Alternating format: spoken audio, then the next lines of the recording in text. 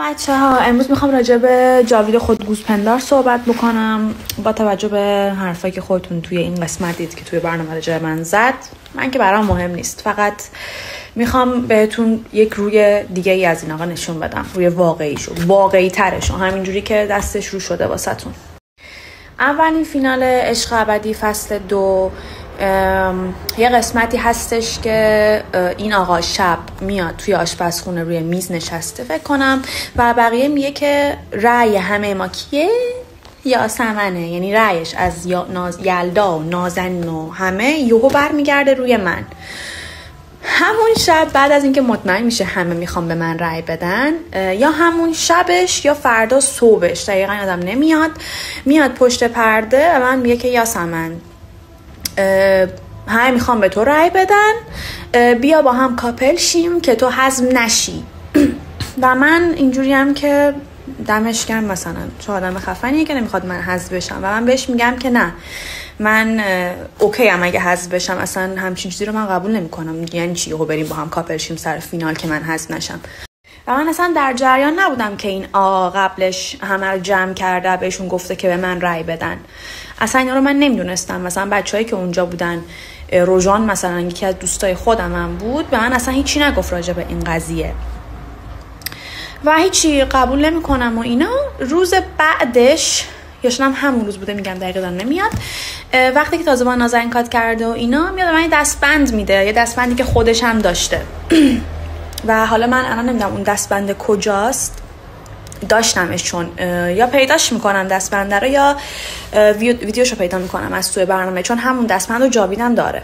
هیچی، مثلا از پلا میام پایین، جاوید دستمو میگیره میاد پایین، خیلی دورم میچرخه، نمیدونم حرفای مثلا اینجوری میزنه. مثلا برگشتم اینجا بهش گفتم که مثلا 2 هفته من اینجا بمونم، تازه بخواد پولی که بهم بدن بشه $1000. من اجاره خونم بیشتر از $1000، اصلا این پول به هیچ جای من نمیخوره. که برگشت گفتش که من شارژ ساختمونم $1000. که من گفتم چجوری شارژ ساختمونتون $1000؟ خب خیلی پول زیادی $1000 برای شارژ ساختمون. که گفت ما تو ویلا زندگی میکنیم، نمیدونم فلان محله زندگی میکنیم، ما الیم، ما بریم، ما خیلی پول داریم، نمیدونم ما چرم میفروشیم و این کفش رو میبینی، همشون هم فیکن، اینم بگم، این کفش رو میبینی، این کفش $1000. من خودم الان چمدونی که آوردم اینجا $100,000، همین ساعت فیک رو میبینی تو دستم $30,000. بنده خدا دیگه نمیدونسته باید چجوری به من نزدیک بشه، زده بود تو فاز چرت و پرت و اینکه من پول دارم و که شاید بتونه مخ بزنه. از ما از اون دختراش نیستیم. شما ایلان ماسک هم باشی، باز من برای شما توی حول بدبختی، انقدر حول و بدبختی که همه رو قانع میکنی که من رأی حذفی بدن، که از این طریق منو مجبور کنی که بیام باهات کاپل بشم که حذف نشم. چقدر تابلویی تو، چقدر تابلویی، چقدر کثیفی. کم واسه این اون مالیدی، کم واسه این اون لیست زدی، همه رو که خودتو به همه قشنگ چسبونده بودی دیگه، میدونستی من پا نمیدم، یعنی از این طریق داشتی وارد میشدی. چقدر تو احمقم هستی آخه، احمقی.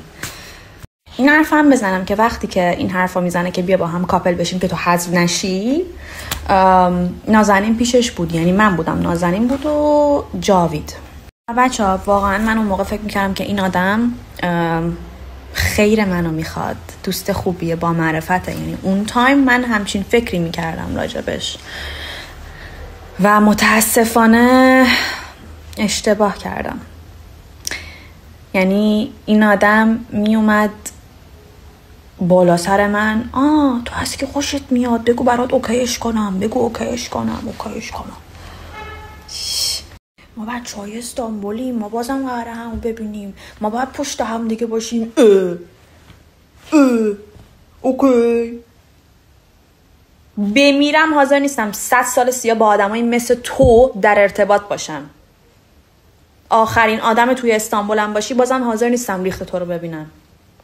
بدبخت تیم کش، کم تیمیات آورده بودی، منم می‌خواستی وارد بازی خودت بکنی، انتر.